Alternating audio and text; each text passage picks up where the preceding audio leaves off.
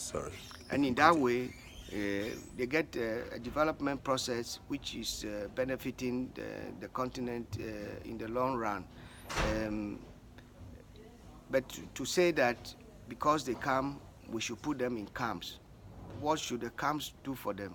We all hear all the stories about the Africans dying in the Sahara or being maltreated in some northern African countries, and because they are struggling to make a living of their time.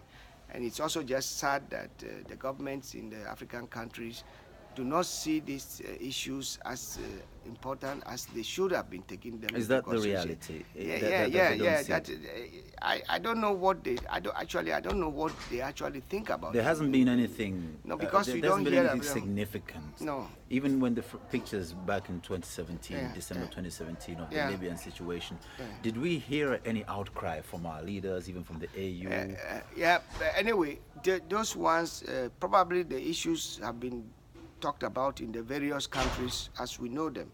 But in Europe, it's very difficult to get news from African continent that suits the Africans here. Okay. We just have to accept that the media in Europe is focused on the European interest. So if you want more African news to be here, then we have to create a system where Africans, journalists or African media. But did we hear anything from the UN on that issue? Any strong? No, not as before. Before, more the UN was much more voicing out a lot of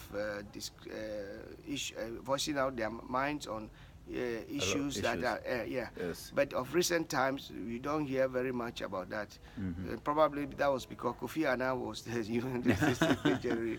Yeah. We had more of the Syrian war issues when Yes. he was there. Yes. But the new General Secretary, I don't even know who he is. I only know probably he's from South Asia. Yeah, actually, I'll be very, very honest with you. I don't know either. So the last we one I heard don't was hear Boutros of him Ghali. I don't talking know if that about was- the We have to issue of update. the African continent. Yes.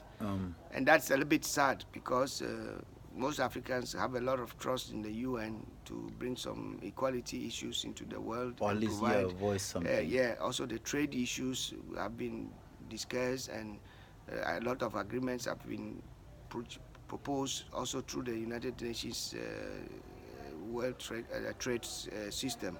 So it's very sad that that's not what the world is today, covered with a lot of rightist, extreme right, fascist or Nazist or racist thinkings, which is actually not good for the many people in the world.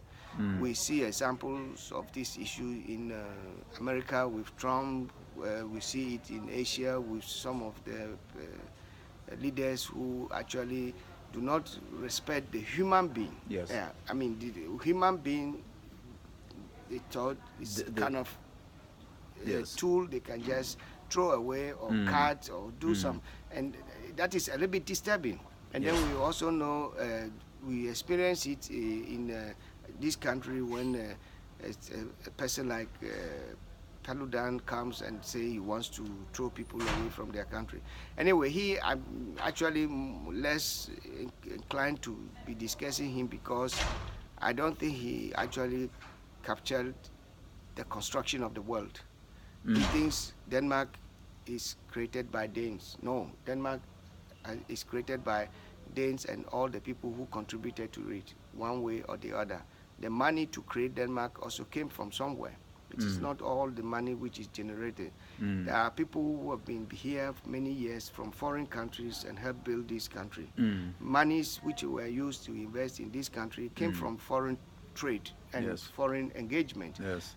which is the source of income for the country. Yes. So he can't sit down here and claim that he wants to throw Muslims away or throw Africans away or throw all foreigners away because he's dissatisfied, has this funny racist and fascist mindset.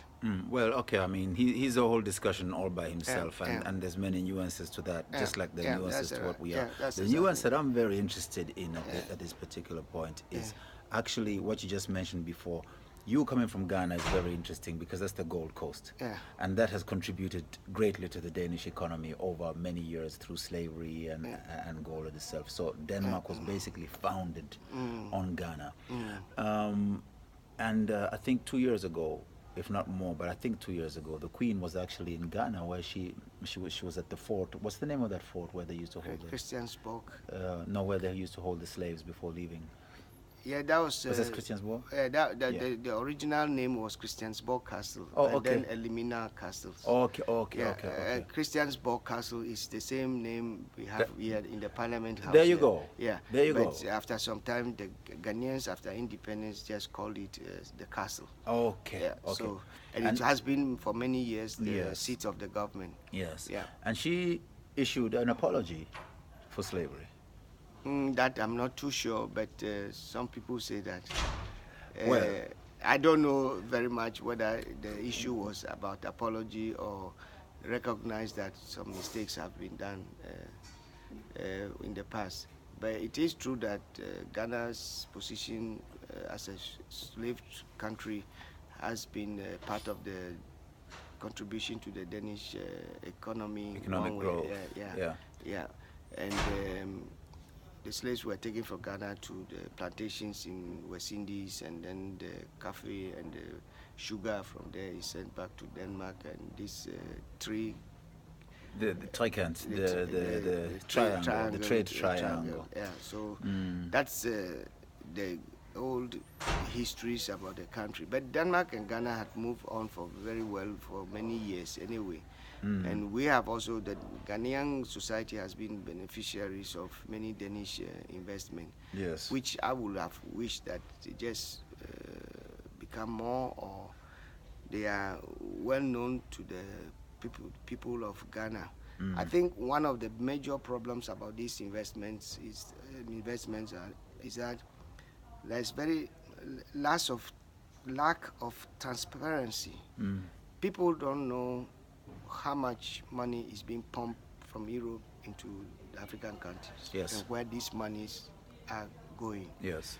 And if I'm later, one of the areas I have to do something about is this issue of transparency. We should have transparency, which makes it easy for the Africans to follow their governments in what monies they collect and what they use the money for. But isn't it just as important, even more important to the Danish electorate? Yes, yeah. Because I mean, they're the ones giving. Also, it is Danish money that is going there. Yes, and they are also and they are asking the question that, hold on, I mean, how long are we going to put money down there? And still, people are in a situation where they end up like this. I mean, where does it end? Where does it go to? Yeah. So you see, this is the reason why I really think it's very important that you make it into there. One thing is for the Africans, but the other thing is that we're living amongst Danes, and that respect needs to be shown to the fellow Danes who we share trains and buses and libraries and everything with. The whole issue of transparency, the more transparent the agreements become, and the more people know about it, and they can appreciate what actually is getting wrong or what is going correctly. But I think the Danes also lack the knowledge of what the money is being used. And then we hear issues like it's corruption, which is taking all the money.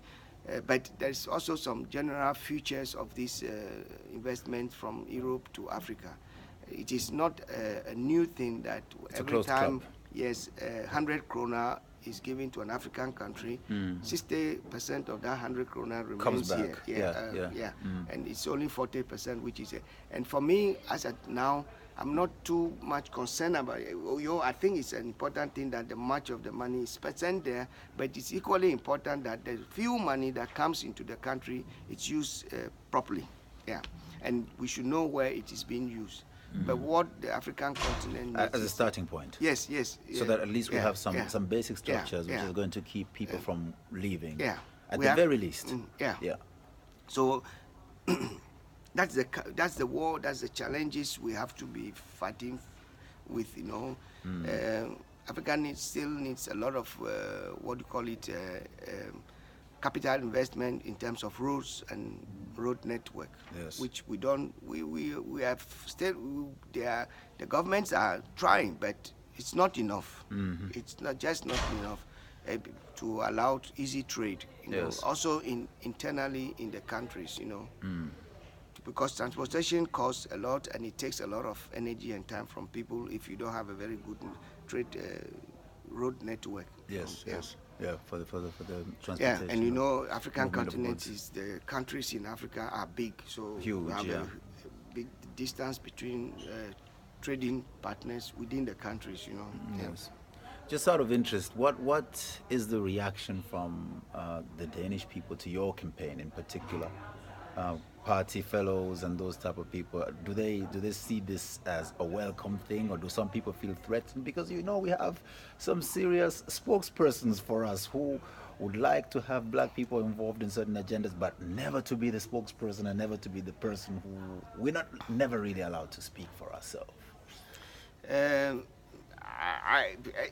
Actually, I'm not so focused about. I'm just doing this thing because I am a Dane, as today, so I project myself that I can also be part of the political system. Anyway, that's because I think we need it as a foreigner who has become Dane and living here. I think it is our obligation to be part of the political system as well as the cultural and economic system. Yeah, we should just be part. I'm just one of the few who has the opportunity, and I think I want to make use of it, make good use of it.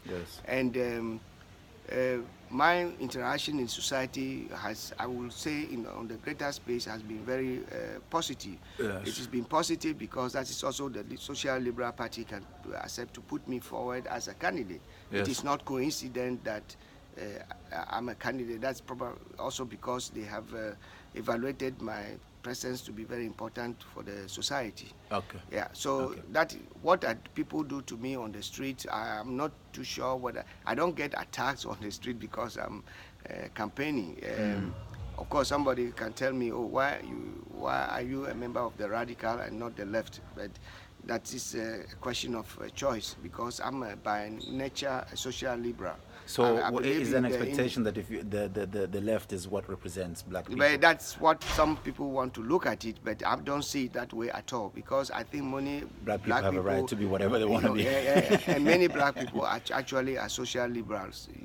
We come here and work hard, and then we send a greater part of our money to our siblings at home in African countries to let them survive. That's socialist. Yes. So, you see, then when we are here, we are struggling a lot to make ends meet for ourselves.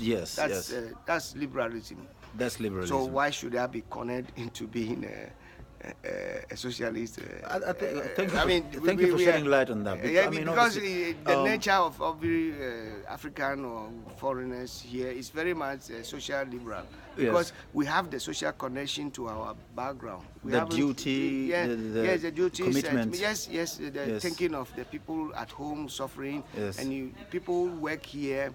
They don't have money to go to the restaurant, and they pack their money and send it to their African countries, because their siblings there